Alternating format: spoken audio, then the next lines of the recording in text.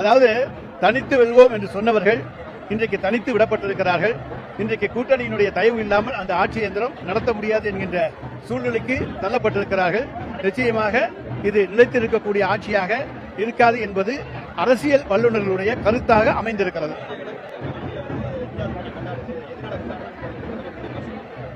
India கூட்டணிக்கு கிடைத்திருக்கிற வெற்றி என்பது மிக மகத்தான வெற்றியாகும்.